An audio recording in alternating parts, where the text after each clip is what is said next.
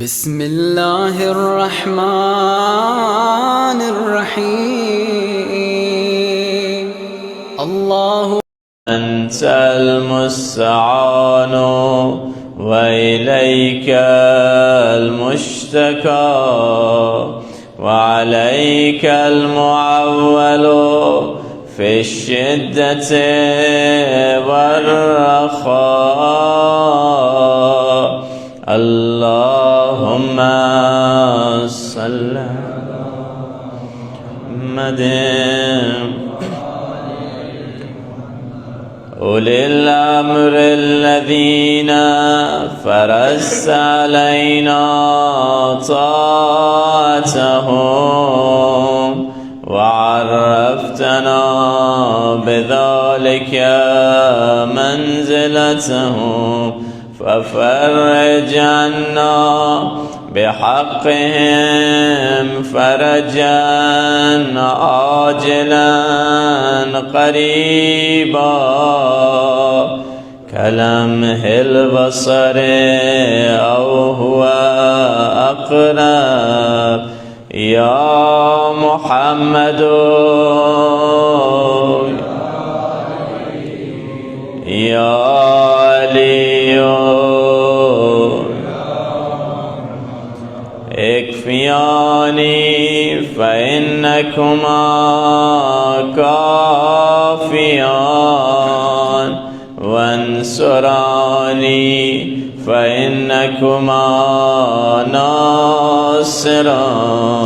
يا مولانا يا صاحب الزمان الغوث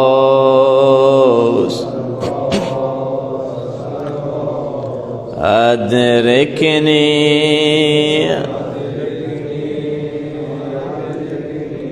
الساس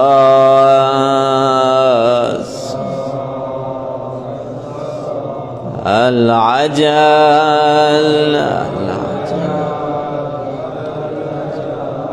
بحق محمد وآله الطاهرين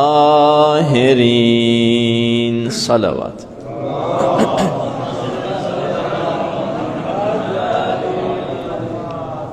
أما بعد، فقد قال الله سبحانه وتعالى في كتابه المجيد وفرقانه الحميد وقوله الحق وهو أصدق الصادقين. بسم الله الرحمن الرحيم.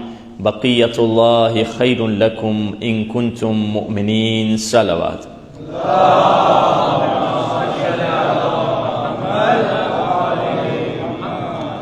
خداوند متعال کا لاکھ لاکھ شکر ادا کرتے ہیں، اللہ نے ہمیں زندگی دی کہ یہ رمضان اللہ کی رحمتوں کے فیض کو حاصل کر سکیں اور دلوں کو نور اہل بیت سے منور کر سکیں۔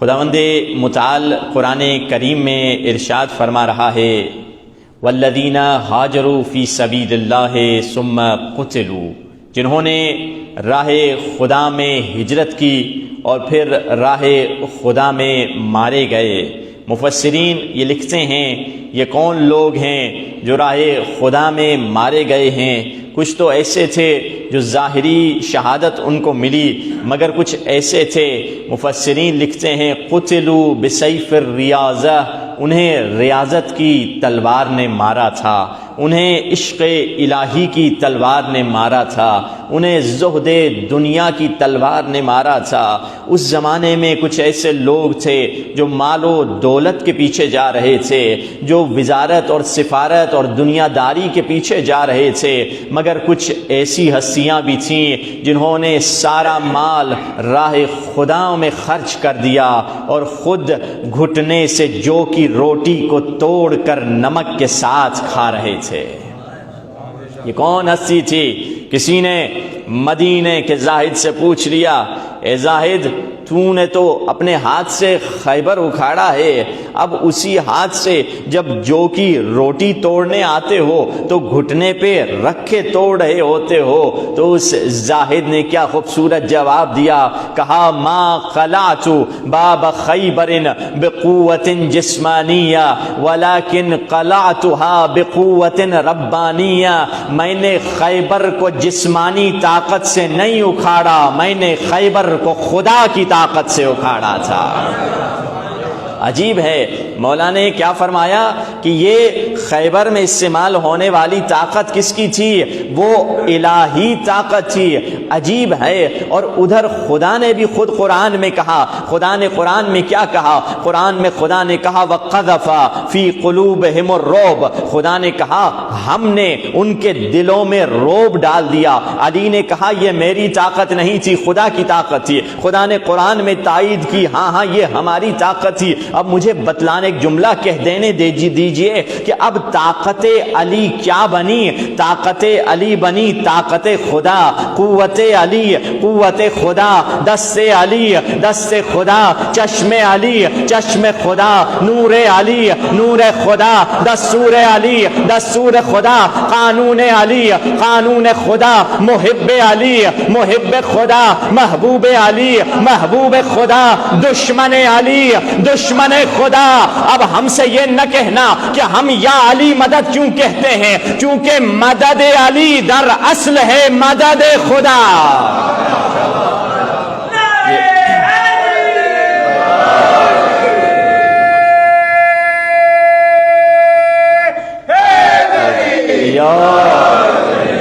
علی کی نصرت دراصل میں خدا کی نصرت ہے۔ یہ جو ہم پر اعتراض کرتے ہیں کہ تم علی سے کیوں مانگتے ہو، خدا سے مانگو، اس نے فرق نہیں سمجھا۔ اصل میں عجیب ہیں، طول و عرض کا فرق نہیں سمجھا۔ اگر ہم علی سے کچھ مانگتے ہیں وہ خدا کی طول میں ہے، یعنی خدا کی لمبائی میں ہے، کہ اگر علی کچھ دے رہے ہیں نبی سے لے کر دے رہے ہیں، نبی کچھ دے رہے ہیں تو خدا سے لے کر دے رہے ہیں۔ مسلمان سمجھ رہا ہے ہم نے علی کو خدا کی چوڑائی میں بٹھایا ہے کہ خدا کو چھوڑ کر علی سے لے رہے ہیں، نہیں، خدا اللہ کی طول میں ہے۔ آج تک 14 صدی گزر گئی، مسلمان لمبائی اور چوڑائی کے فرق کو سمجھ نہ پایا ہے کہ خدا کے عرض میں شرک ہے، خدا کے عرض میں کوئی نہیں آئے گا، خدا کے طول میں سب آ سکتے ہیں، اولیاء خدا آ سکتے ہیں، ائمہ آ سکتے ہیں، شہداء کربلا آ سکتے ہیں، یہ طول توحید میں ہے، یہ اسی لمبائی میں ہے، مقابلے میں نہیں ہے۔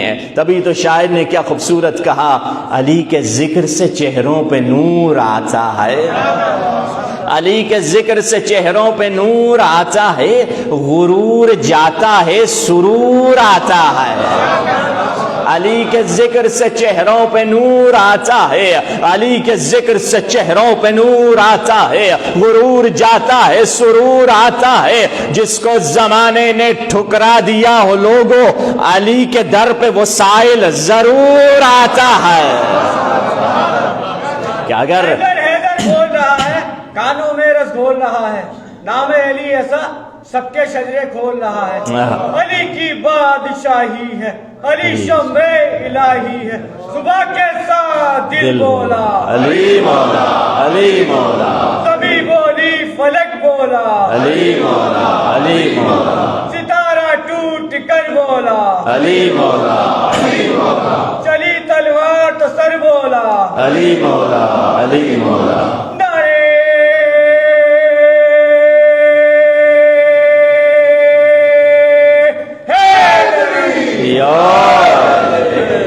یہ مقام علی ابن ابی طالب ہے۔ اگر امیر المؤمنین سے آپ کچھ مانگ رہے ہیں، دراصل میں آپ توحید سے مانگ رہے ہیں، فرق نہیں ہے، کیونکہ اسی طول میں ہے، سلسلہ وہی ہے۔ آپ دیکھ لیجئے تاریخ میں وہ یادگار نماز ہیں جب رسول اللہ نماز پڑھا رہے ہیں، رسول اللہ کو تانا دیا یہودیوں نے اور عیسائیوں نے کہ آپ ہم کو اٹریکٹ کرنے کے لیے آپ نے اپنا قبلہ بیت المقدس رکھا ہوا ہے، کیونکہ پہلے ہمارا قبلہ اول بیت المقدس تھا۔ خداوند متعال کی بارگاہ میں دعا ہے ان رمضان کے صدقے میں، اہل بیت کے صدقے میں، پنجتن پاک کے صدقے میں ہمارے قبلہ اول کو رہائی عطا فرما، اور فلسطین میں شہید ہونے والے مسلمانوں کو اور جو ریزسٹنس کر رہے ہیں انہیں کامیابی اور کامرانی عطا فرما، ظالم جو ظلم کر رہے ہیں انہیں نیست و نابود فرما۔ اب یہ لوگ رسول اللہ کو تانا دینے لگے، تو نے عیسائی یہودی کہنے لگے تم نے ہم کو اٹریکٹ کرنے کے لیے اپنا قبلہ کعبہ رکھ دیا ہے تاکہ یہودی عیسائی بھی مسلمان ہو جائیں۔ اب رسول اللہ بار بار آسمان کی طرف دیکھتے، کچھ نہیں کہتے۔ ایک مرتبہ آیت نازل ہوئی، قد نرى تقلب وجهك في السماء، حبیب ہمیں تمہارا بار بار آسمان کی طرف دیکھنا برداشت نہیں ہوتا، فلنولینک قبلۃ ترضاها، حبیب ہم تجھے وہ قبلہ دیں گے جو تیری مرضی کا ہوگا۔ عجیب ہے، یہ تو علی والے بتائیں گے رسول کو وہ قبلہ کم پسند تھا، یہ قبلہ کیوں زیادہ پسند تھا؟ یہ تو رسول جانتے ہیں یا اللہ جانتا ہے؟ کہا فَلَنُوَلِّيَنَّكَ قِبْلَةً تَرْضَاهَا، حبیب تجھے وہ قبلہ دیں گے جو تیری مرضی کا ہوگا۔ اب تاریخ میں لکھا ہوا ہے رسول نماز پڑھا رہے ہیں، پورا کا پورا مجمع رسول کے پیچھے نماز پڑھ رہا ہے۔ ایک مرتبہ جب رسول رکوع میں گئے ہیں، ایک مرتبہ آواز آئی فَوَلِّ وَجْهَكَ شَطْرَ الْمَسْجِدِ الْحَرَامِ، حبیب رکوع کی حالت میں اپنا رخ کعبۃ اللہ سے موڑ دیجئے۔ اب تاریخ کے مورخ سے پوچھئے، مجھ سے نہ پوچھئے، مورخ نے یہ لکھا کہ رسول رکوع کی حالت میں مڑے ہیں، پوری جماعت رسول سے الگ ہو گئی، یا رسول مڑے ہیں یا شبیہ رسول علی مڑے ہیں، صرف علی مڑے یا نبی مڑے۔ اسی لیے تو رسول اللہ کے بعد مولا علی کا ایک فخر تھا، فخریہ لقب تھا۔ مولا خود کہتے تھے انا المصلی القبلتین، میں نے ایک نماز دو قبلوں کی طرف رخ کے پر پڑھی ہے۔ یہ وہ علی تھے جنہوں نے مصلی قبلتین سے۔ اب رسول اللہ مڑے، مولا علی مڑے، دوسرے لوگ نہیں مڑے۔ وجہ کیا تھی؟ عام مسلمانوں نے تو یہ سمجھا کہ شاید رسول اللہ سے نعوذ باللہ سہو ہو گیا، شاید رسول اللہ سے نعوذ باللہ خطا ہو گئی، تو رسول اللہ کے ساتھ کوئی نہیں مڑا، صرف مولا علی مڑے ہیں۔ وجہ کیا تھی؟ یہاں دو وجوہات سمجھ میں آتی ہیں۔ کون سی دو وجوہات ہیں کہ مولا علی رسول اللہ کے ساتھ کیوں مڑے ہیں؟ پہلی وجہ یہ ہے کہ علی رسول کی اطاعت میں ایسے ڈوبے ہوئے تھے، جو جو رسول مڑ رہے تھے یوں یوں علی بھی مڑ رہے تھے۔ دوسری وجہ سمجھ میں یہ آتی ہے، قیمتی جملہ عرض کرنے جا رہا ہوں، علی کیوں مڑے ہیں رسول کے ساتھ؟ شاید دوسری وجہ صحیح ہو، شاید پہلی وجہ صحیح ہو۔ دوسری وجہ کیا تھے؟ شریک نور تھے، شاید جو نبی سن رہے تھے وہ علی سن رہے تھے۔ اور دونوں وجوہات صحیح ہو سکتی ہیں۔ کیوں؟ کیونکہ جب مولا علی سے پوچھا گیا آپ کیوں مڑے، مولا نے کہا میں نے تو نماز کو سوائے اطاعت رسول کے اور کچھ نہیں پایا ہے۔ اور دوسری وجہ کیسے صحیح ہو سکتی ہے؟ وہ دلیل بھی تاریخ میں جب رسول اللہ غار حرا سے پلٹے ہیں، مولا علی سے کیا کہا؟ انک تسمع ما اسمع، علی تو بھی وہی سن رہا ہے جو میں سن رہا ہوں۔ یعنی دونوں وجوہات صحیح ہو سکتی ہیں۔ اچھا، اب رسول اللہ سے ایک تاریخ میں ایک سوال ہے، اب یہ تاریخ کی ایک ڈیلیکیسی ہے، میں نہیں جانتا اس کا جواب کیا ہے، مگر پھر بھی ایک سوال ہے، مورخ نے اس کے بارے میں نہیں لکھا، ایک لطیف سوال ہے۔ وہ کیا ہے؟ آپ ذرا جغرافی دیکھیں کعبے اور بیت المقدس کی، جب کعبے کی طرف پیٹھ کرتے، کعبے کی طرف رخ کرتے تو بیت المقدس کی طرف پیٹھ ہو جاتی، اور جب بیت المقدس، مقدس یا مقدس، صحیح تو بیت المقدس ہے ویسے کہنے کے لیے، ہم مقدس مشہور ہو چکا ہے، جب بیت المقدس یا مقدس کی طرف چہرہ کرتے تو کعبۃ اللہ کی طرف پیٹھ ہو جاتی۔ یہ دونوں اپوزٹ ڈائریکشن میں ہیں۔ اب تاریخ یہ بتلاتی ہے کہ رسول بھی مڑے ہیں، علی بھی مڑے ہیں۔ تاریخ میں یہ نہیں لکھا ہوا کہ کون چلا ہے کون نہیں چلا۔ اب سوال یہ پیدا ہوتا ہے جب مڑے ہیں، خدا جانے کون آگے ہو گیا کون پیچھے ہو گیا۔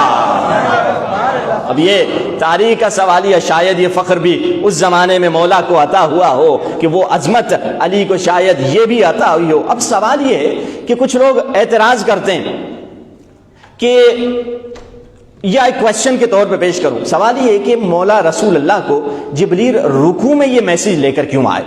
قیام میں کھڑے ہوئے ہیں، قیام میں آ جاتا، حکم تو آسان تھا، قیام میں گھومنا آسان ہوتا ہے، رکوع کی حالت میں ویسے بھی انسان کی بیک پیٹھ پریشر میں ہوتی ہے، پھر اسی حالت میں آپ کو گھومنا پڑ جائے تو تھوڑی تکلیف ہوگی۔ اب جبریل امین سے میں سوال کر دیتا ہوں، جبریل تھوڑا پہلے پیغام لے کر آ جاتے، جب رسول اللہ نے کہا اللہ اکبر، جب الحمد اور قل اللہ پڑھ دیتے اس وقت یہ حکم لے کر آ جاتے تو رسول اللہ کے لیے آسانی ہو جاتی۔ تو جبریل کیا جواب دیں گے؟ جبریل کہیں گے میں نے جان بوجھ کر خدا کے حکم سے رکوع کی حالت میں یہ حکم لے کر آیا؟ کیوں یہ حکم رکوع کی حالت میں لے کر آئے؟ جبریل جواب میں کہیں گے کیونکہ رسول کے بعد ایک وسیع رکوع کی حالت میں زکات دے گا۔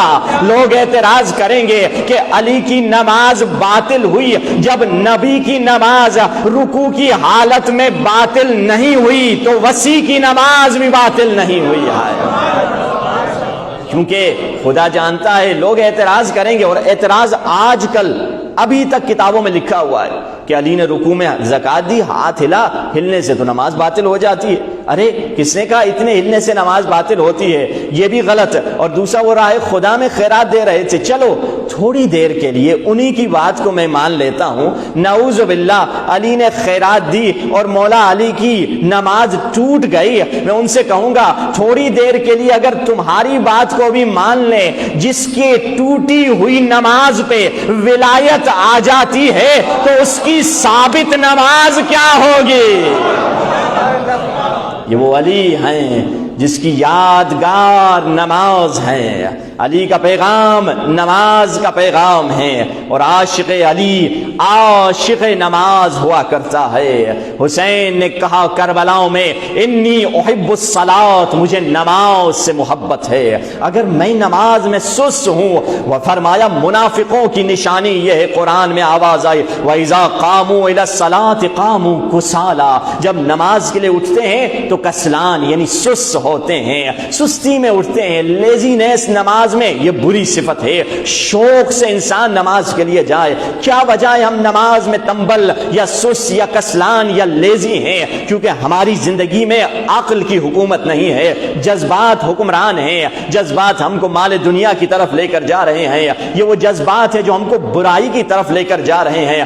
اگر عقل کی حکومت آ جائے تو ہماری ساری زندگی کامیابی کی طرف چلی جائے گی۔ خدا نے 3 فیکلٹیز دی ہیں، فیکلٹی آف امیجنیشن جسے قوہ خیال کہا جاتا ہے، فیکلٹی آف امیجنیشن کے بعد قوہ غضبیہ فیکلٹی آف اینگر ہے، اور فیکلٹی آف اینگر کے بعد قوہ شہویہ فیکلٹی آف ڈیزائر ہے۔ یہ 3 فیکلٹیز اللہ نے ہمیں دی ہیں، اور ان تینوں کو عقل کے نیچے ہونا چاہیے، عقل کی امبریلا کے نیچے ہونا چاہیے۔ اگر قوہ شہویہ جس کو فیکلٹی آف ڈیزائر بولتے ہیں ایکسٹریم چلے جائے، ادھر ایکسٹریم نکل جائے تو انسان زنا کرے گا، اگر بالکل ختم ہو جائے تو انسان شادی نہیں کرے گا۔ تو اللہ نے دی اس لیے تاکہ انسان کی نسل چلے، اس کو بیلنس میں ہونا چاہیے۔ بیلنس کو کیا بولتے ہیں؟ اس کو بے حیائی بولتے ہیں، اس کو بھی اسلام نے منع کیا کہ شادی نہ کرو، درمیانی حالت کو عفت کہا جاتا ہے۔ اسی طرح قوہ غضبیہ ایکسٹریم لیول پر چلے جائے، انسان قتل کرے گا، مارے گا، پیٹے گا، یہ بھی غلط ہے۔ اگر بالکل قوہ غضبیہ ختم ہو جائے انسان بے غیرت ہو جائے گا، بزدل ہو جائے گا، لوگ اس کے ناموس کو لے کر چلے جائیں گے، وہ دیکھتا رہے گا۔ درمیانی حالت کو کیا کہا اسلام نے؟ شجاعت کہا ہے۔ وہاں درمیانی حالت عفت ہے، یہاں شجاعت درمیانی حالت ہے۔ تیسری چیز فیکلٹی کیا ہے؟ فیکلٹی آف امیجنیشن، ہماری تھنکنگ یعنی قوہ خیالیہ جس سے ہم سوچتے ہیں، اگر یہ ایکسٹریم میں چلے جائے لوگ ڈرتے پھریں گے، ہائے کوئی مجھے ٹوٹکا ہو گیا ہے، جادو ہو گیا ہے، تعویذ کے پیچھے جاؤ، ادھر جاؤ، یہ کرو وہ کرو، کوئی بھوت آ گئی، کوئی پری کا مجھ پہ اثر ہے، فلاں یہ ہو۔ اگر یہ بالکل ختم ہو جائے تو کیا ہوگا؟ انسان کوئی نئی کریٹیوٹی نہیں کرے گا، یہ نئی گاڑی، نئی موبائل، یہ ساری قوہ امیجنیشن سے انسان کرتا ہے۔ اللہ نے کہا اس کو بیلنس میں رکھو۔ یہ تینوں فیکلٹیز اگر عقل کے نیچے آئیں تو بیلنس میں ہوں گی، اگر عقل سے دور ہو جائیں تو امبیلنس ہو جائیں گی۔ یورپ میں یہ انقلاب انڈسٹریل ریولوشن آنے سے پہلے، یعنی یورپ کی بے حیائی سے پہلے، یہ تینوں پر پابندی تھی، اب تینوں پر آزادی ہے۔ کیسے؟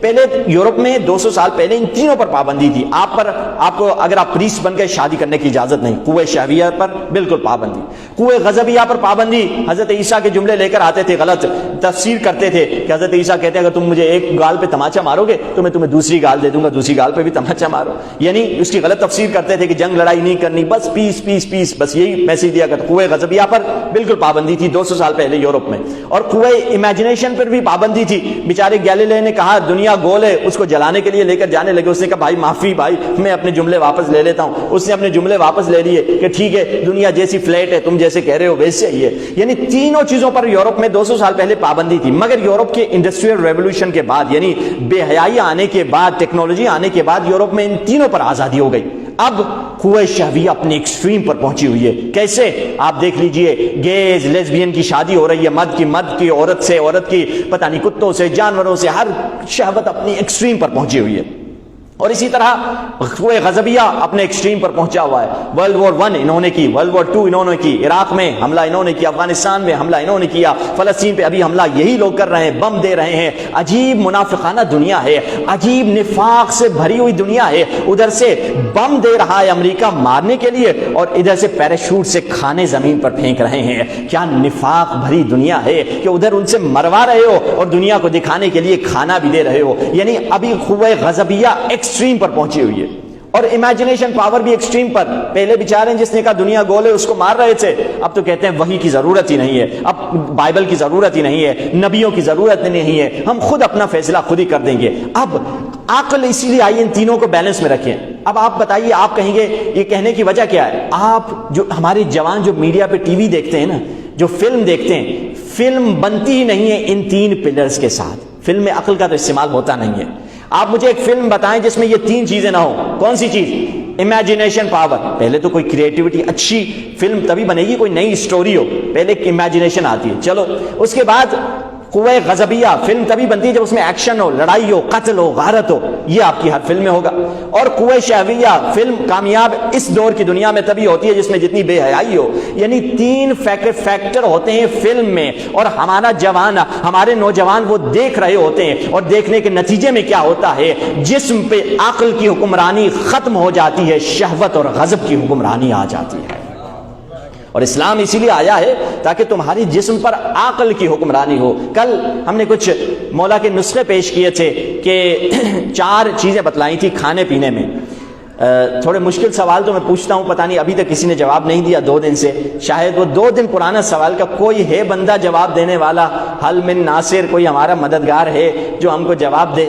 تو اگر ہے پچھلے سوال کا, یعنی 2 دن پہلے والے سوال کا کوئی جواب ڈھونڈ کے لے کے آئے, کوئی محقق, کوئی ریسرچ کرنے والا, کوئی ہمارا بھائی. اگر نہیں ہے تو کم از کم جی ماشاء اللہ اس میں آزمانے میں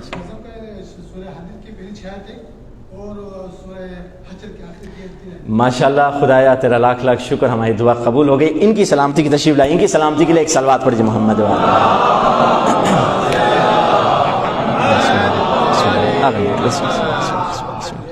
سلامت. جی ضرور دعا کریں گے. جی برا, اب آئیے ان کا جواب, اگر جس نے نہیں سمجھا تو میں جواب دے دوں.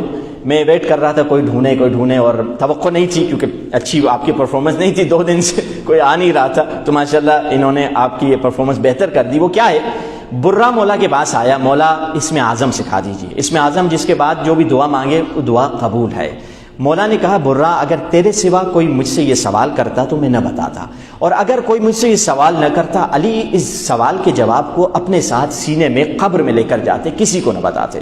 تو برا کہتا ہے مولا وہ کیا ہیں؟ تو مولا اس وقت بتاتے ہیں کہ اے برا سورہ حدید کی ابتدائی جو 6 آیتیں پڑھے گا, اس کے بعد سورہ حشر کی آخری 3 آیتیں جو پڑھے گا, اور اس کے بعد خدا سے کہے گا خدایا تو ایسا ہی ہے جیسے کتاب خدا میں لکھا ہوا ہے, میری اس دعا کو قبول کر دے محمد و آل محمد کے صدقے میں. مولا فرماتے اس کی دعا مستجاب ہوگی. یہ جملہ میں نے عربی کا اردو میں ترجمہ کر کے بتلایا کہ اس آیت پڑھنے کے بعد کہیں خدایا تو ویسا ہی ہے جیسے قرآن نے تیرے بارے میں کہا ہے, اور محمد و آل محمد پر درود بھیج, اور میری یہ دعا مقبول قبول فرما. انشاءاللہ ان اسم اعظم کے ذریعے سے خداوند متعال آپ کی دعا مقبول کرے گا. صلوات پڑھیں محمد و آل محمد کی ذات پر. چلیے کل ایک سوال, کل یہ 4 کھانے والی چیزیں بتلائی تھیں جو آپ کے عقل کے لیے بہت مفید ہے, انسان کی عقل بڑھانے کے لیے. ان میں سے اگر ایک صاحب جی بتلائیے آغا بسم اللہ, تو پھر ہم اپنے مجلس کے اگلے مرحلے کی طرف چلیں. بے کا استعمال کرنے سے کھانے سے انسان کی عقل تیز ہوتی ہے. جی اور بے, سرکہ کا استعمال سرکہ بے, دیسی کا استعمال کریں, اور کندور کے کھانے سے انسان کی عقل تیز. کندور اور سیجنا. اچھا اس کو کرفس کو کیا سیجنا بولتے ہیں کیا آپ لوگ؟ لمبی ڈنڈیوں کو اچھا سیجنا بولتے ہیں. اچھا صحیح ماشاءاللہ. آئیے آپ اپنا گفٹ لے لیجئے, حرز مولا لے لیں, اور ان کی سلامتی کے لیے ایک صلوات پڑھیں محمد و آل محمد.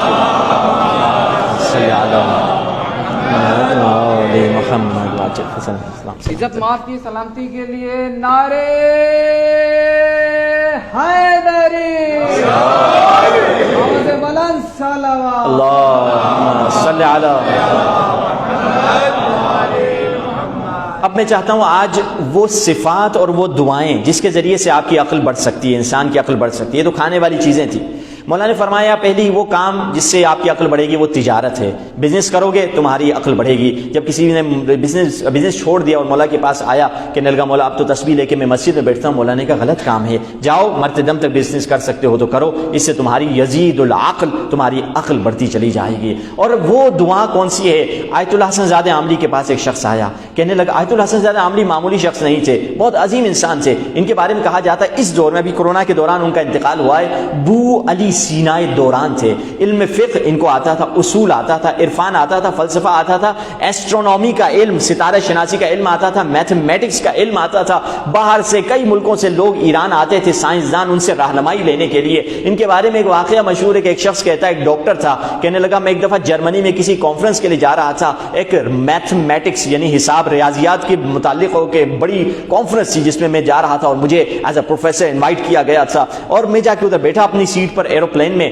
برابر میں کہتا ہوں اس زمانے میں مجھے علماء سے الرجی تھی، مجھے پسند نہیں تھے علماء، بعض لوگ ہوتے ہیں کہ ان کو شیطان ایسے گمراہ کر دیتا ہے کہ علماء سے وہ دور بھاگتے ہیں، جب علماء سے دور بھاگتے ہیں خود بخود دین اور اہل بیت سے بھی دور ہو جاتے ہیں، تو رزلٹ یہ ہوتا ہے شیطان ڈائریکٹ نہیں کہتا اہل بیت سے دور ہو جاؤ، پہلے کہتا ہے علماء سے دور ہو جاؤ، جب علماء سے دور ہو جائے گا رفتہ رفتہ قرآن اور اہل بیت سے بھی انسان دور ہو جائے گا۔ تو کہنے لگا میں ویسا تھا، میں بیٹھا پلین میں جرمنی جانے کے لیے، دیکھا برابر میں ایک مولانا آ کے بیٹھ کے، میں نے کہا لو بھائی میری قسمت، میں ان سے بھاگوں یہ آ کے، میں نے کہا بابا جی یہ نجف مکہ مدینہ نہیں جا رہا پلین، غلط پلین پہ تو نہیں آ گئے ہو، یہ جرمنی جا رہا ہے۔ کہا معلوم ہے میں جرمنی جا رہا ہوں، میں بھی چپ ہو گیا اب کیا بولوں، پیسنجر ہے۔ تو میں نے اپنے پیپر نکالے، کچھ اپنے حساب کے جو مجھے کہا گیا تھا اس کے کیلکولیشن کر رہا تھا، مجھے سمجھ نہیں آ رہا تھا اس کا کیسے کنکلوژن نکالوں، سلوشن مجھے نہیں آ رہا تھا۔ تو پھر میں نے پین پیپر رکھ دی اور جا کے تھوڑا سیٹ کو پیچھے کی، تھوڑا لیٹ گیا۔ جب سو کے اٹھا تو میں نے دیکھا میرے پیپر کے برابر میں ایک دوسرا پیپر کاغذ پڑا ہوا ہے جس میں تمام سلوشن جو میں چاہ رہا تھا وہ بھی لکھے ہوئے تھے اور 4 قسم کے سلوشن تھے۔ اور جب میں نے دیکھا میں نے کہا یہ کس نے کیا ہے، میں نے ان کو دیکھا، انہوں نے مجھے کہا کہ یہ میں نے 4 سلوشن بتائے ہیں آپ کے اس سوال کے، اور بھی سلوشن چاہیں تو میں بتلا سکتا ہوں۔ میں پریشان ہو گیا، ایک عالم دین جن کو میں سمجھتا تھا کہ بس ان کو بس دین کی باتیں آتی ہیں، میں نے پوچھا آپ کا نام کیا ہے؟ انہوں نے کہا حقیر کو حسن زادہ عاملی کہا جاتا ہے۔ یہ وہ آیت اللہ حسن زادہ عاملی تھے۔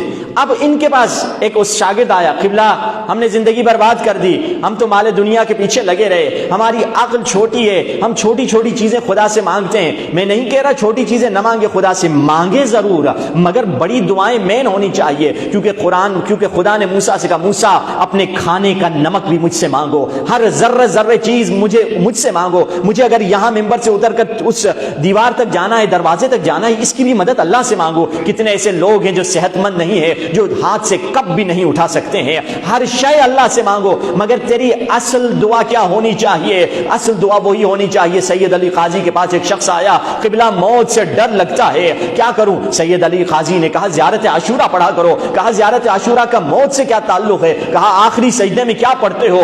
آخری سجدے میں یہی پڑھتا ہوں اللہم لک الحمد حمد الشاکرین لک علی مصابہم۔ پھر کیا پڑھتے ہو؟ پھر یہ پڑھتا ہوں اللہم ارزقنی شفاعت الحسین یوم الورود۔ خدایا جب میں انٹر ہو رہا ہوں گا، جب میں داخل ہو رہا ہوں گا، مجھے حسین کی شفاعت نصیب فرما۔ کیا جانتے ہو یوم الورود کیا ہے؟ یوم الورود ورود قبر ہے، قبر میں اندر جانے کے دن کی طرف اشارہ ہے۔ یہ اصل دعا ہونی چاہیے، معرفت اہل بیت۔ ہاں بیوی مانگے، دولت مانگے، پیسہ مانگے، وہ مانگنا ہی مانگنا ہے، ہم تو سراپا محتاج ہیں، فقر ہیں، مگر اصل کیا چیز؟ مولا سے مانگے۔ تو کہا قبلہ آپ بتائیے، ہم عقل بلند ہوگی تو مانگیں گے، کیسے عقل کو بلند کریں؟ کہا تھوڑا آیت اللہ حسن زادہ عاملی نے سوچا، انہوں نے 2 نسخے دیے، اس پر عمل کریں۔ انہوں نے کہا 2 ذکر کیا کرو، خداوند متعال تمہارے عقل کو بڑھائے گا۔ وہ پہلا ذکر کیا تھا؟ کہا اکثر چلتے پھرتے یہ ذکر، ہو سکے تو دن میں 100 دفعہ، نہیں ہو سکے تو چلتے پھرتے یہ ذکر پڑھا کرو۔ کون سا ذکر؟ یا حی یا قیوم یا من لا الہ الا انت۔ آج ایک ہوم ورک آپ کو یہ دیتے ہیں کہ یہ ذکر کم از کم کل آنے سے پہلے 100 دفعہ یہ ذکر کر لیں، تسبیح اٹھا لیں، 5 منٹ لگیں گے۔ یا حی یا قیوم یا من لا الہ الا انت، یعنی کیا؟ اے دل کو زندہ کرنے والے، میرے مردہ دل کو زندگی عطا کر دے۔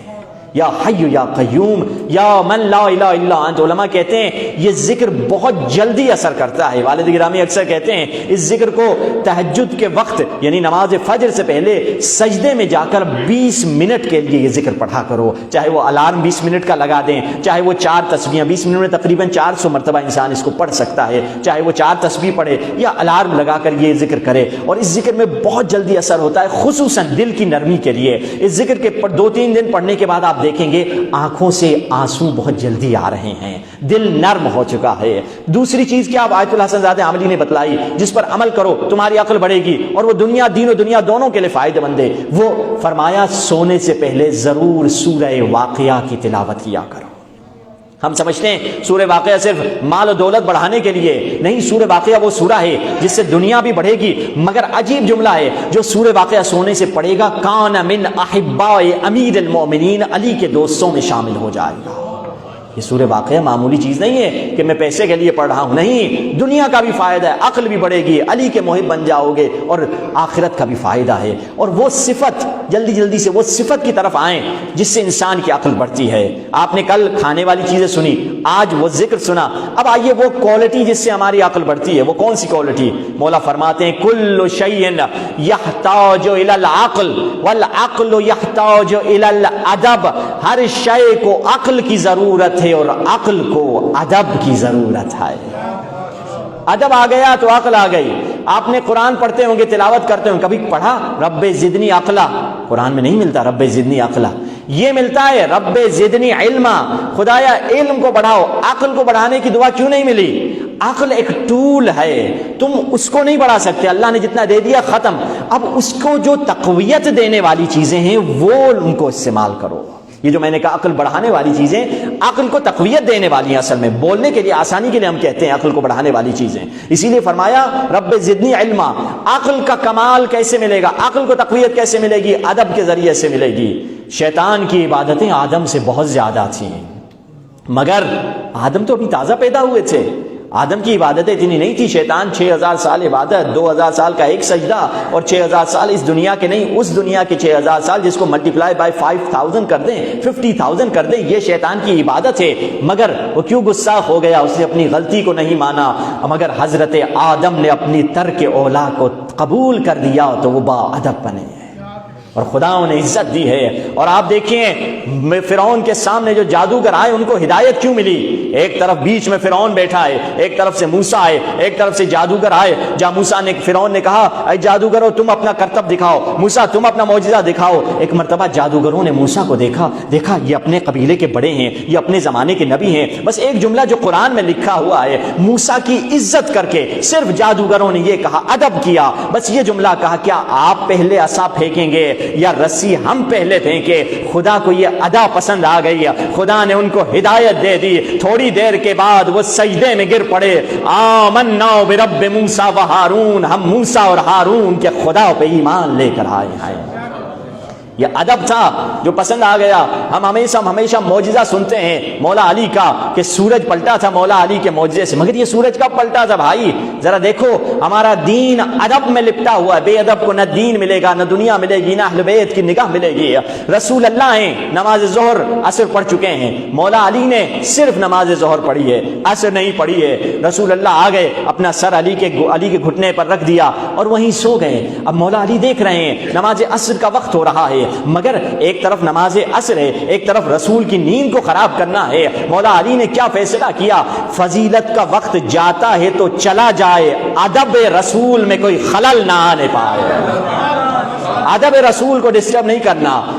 گزر گیا ٹائم نماز عصر کا, رسول اللہ جاگے, یا علی آپ نے عصر کی نماز پڑھی؟ نہیں یا رسول اللہ. کیوں؟ کیونکہ آپ کا سر میری گود میں تھا اور میں نے مناسب نہیں سمجھا آپ کی نیند کو خراب کروں. اور اس وقت ڈوبا ہوا سورج پلٹا تھا, یعنی اگر ڈوبا سورج پلٹا ہے تو ادب علی کے نتیجے میں پلٹا ہے. اور اگر ادب دیکھنا ہے تو کربلا میں دیکھیں, حر نے حسین کی لجاؤں میں راہوار کو پکڑا ہوا تھا. آپ کو جانے نہیں دوں گا, حر نے کہا آپ کو جانے نہیں دوں گا. مولا نے کہا تیری ماں تیرے جنازے پر روئے. ایک مرتبہ اس نے نگاہ اٹھا کے مولا کو دیکھا اور سر جھکا دیا، کہا عرب میں کوئی اور مجھے یہ جملہ کہتا تو میں یہ جملہ اس کو پلٹا دیتا، مگر میں کیا کروں، آپ کی ماں فاطمہ زہرا ہے اور میری ماں زہرا کی کنیز ہے، تیری ماں سوائے درود و سلام کے کسی اور شے کے قابل ہی نہیں ہے۔ وہی ادب حر تھا جس کی وجہ سے اس کو ہدایت ملی۔ اور دوسرا ادب حر نے کہاں دکھایا؟ جب نماز کا وقت آیا، نماز کا وقت آیا، حر دشمن کی فوج کا سپہ سالار تھا، اپنی نماز خود قائم کر سکتا تھا، مگر کہا فرزند زہرا آپ کی موجودگی میں کیسے نماز پڑھاؤں؟ یہ وہ ادب تھا جس کی وجہ سے حر کو ہدایت ملی ہے۔ ہاں عزیزو، اگر ہمیں بھی اہل بیت سے کچھ لینا ہے تو مولا سے ادب کی طلب کریں۔ وہ مومن تھا جس نے ایک عالم دین کو دعوت دی، کہا قبلہ آپ میرے گھر پہ آئیے، مجلس پڑھیے، مگر قبلہ میری آپ سے گزارش ہے کہ 10 کی 10 راتیں، ایک امارات کا رہنے والا مومن تھا، اس نے کہا قبلہ 10 کی 10 راتیں فاطمہ زہرا کے مصائب آپ نے پڑھنے ہیں۔ عالم دین نے کہا میں کوشش کروں گا تھوڑا ذکر ہو، مگر ہر رات کو مناسبتیں ہوتی ہیں۔ کہا 10 راتیں جب گزر گئیں، عالم دین اور وہ دسترخوان پہ بیٹھے ہوئے تھے، تو عالم دین نے پوچھا کیا وجہ تھی تم نے مجھے یہ کہا کہ بی بی کے مصائب 10 کی 10 راتیں پڑھو؟ کہا قبلہ میری والدہ شیعہ مذہب سے تعلق رکھتی تھی اور میرے والد عام مسلمان تھے، میں ایک بہت ملینر عرب کا بیٹا ہوں، میرے والد صاحب کا انتقال ہو چکا، میں نے شادی کی اور ساری ملکیت، میں ایک تنہا بیٹا تھا، ساری ملکیت میرے نام آ گئی، میں نے شادی کی، اللہ نے مجھے بیٹی دی۔ جب 4-5 برس کی میری بیٹی ہوئی تو بڑی پیاری باتیں کرنے لگی، میں اس کا دیوانہ تھا، جب کبھی اپنے آفس میں جاتا تھا بار بار بیوی کو 4-5 دفعہ فون کرتا تھا، بیٹی کیسی ہے، کیا کر رہی ہے، کھیل رہی ہے، اچھا ٹھیک ہے خدا حافظ۔ ایک دن میری بیوی نے مجھے فون کر کے کہا جلدی سے آ جاؤ تیری بیٹی مر جائے گی۔ میں جلدی سے گاڑی بھگاتا ہوا گھر پہنچا، دیکھا میری بیٹی نے ایک سکہ، ایک کوئن نگل لیا ہے جو اس کے گلے میں پھنس گیا ہے، اب وہ نہ نکل رہا ہے نہ اندر جا رہا ہے۔ ایک مرتبہ میں جلدی سے اس کو ڈاکٹر کے پاس لے کر گیا، ڈاکٹر نے، وہاں کے دبئی کے ڈاکٹروں نے دیکھا، انہوں نے کہا اس کا علاج یہاں نہیں ہو سکتا، ایک آپریشن ہوگا، آپ اس کو یورپ فرانس میں لے کر جائیے۔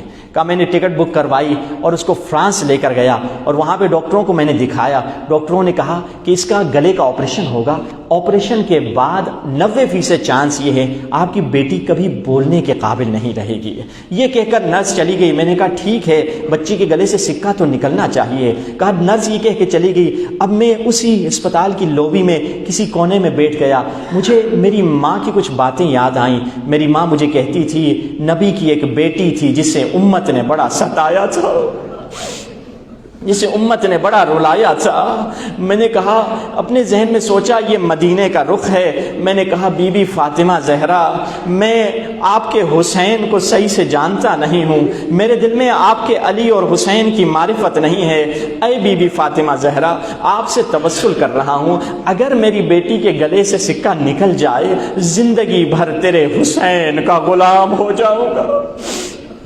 کہا یہ بات ہی کر رہا تھا ابھی بیوی سے، ایک مرتبہ اس نے دیکھا نرس مسکراتی ہوئی آ رہی ہے۔ میں نے کہا کیا ہوا؟ نرس نے کہا جیسس نے معجزہ کر دیا، عیسیٰ نے معجزہ کر دیا۔ میں نے دل میں کہا عیسیٰ نے نہیں، فاطمہ زہرا نے معجزہ کیا۔ عیسیٰ جس جر پہ بکھاری بن کے جاتے ہیں انہوں نے معجزہ کیا ہے۔ میں دوڑتا ہوا گیا، دیکھا میری بیٹی کے منہ سے سکہ نکل آیا ہے اور وہ رو رہی ہے۔ میں نے کہا بیٹی ابھی رونے کا مقام تو نہیں ہے، خوشی کا مقام ہے، رو کیوں رہی ہو؟ بیٹی نے کہا بابا ابھی ابھی میں نے ایک کالے برقعے میں بی بی کو دیکھا تھا۔ سنو گے آزادارو، بابا اس بی بی کا ایک ہاتھ پھسلی پہ تھا، اس بی بی نے میری پیٹھ پہ مارا، سکہ نکل آیا۔ اب بی بی کا جملہ، جاتے جاتے اس بی بی نے کہا میرے بابا مجھ سے بڑا پیار کرتے تھے، جب بابا کے پاس جاتی تھی تو احترام میں کھڑے ہو جاتے تھے، مگر دربار میں کھڑی رہی، سب بیٹھے رہے۔ السلام علیک یا ابا عبداللہ، السلام علیک یا ابن رسول اللہ، السلام علیک یا ابن امیر المؤمنین وابن سید الوسیل، السلام عليك يا ابن فاطمة سيدة نساء العالمين کربلا کے پیاسے کو روزے میں سلام کرے السلام علی الحسین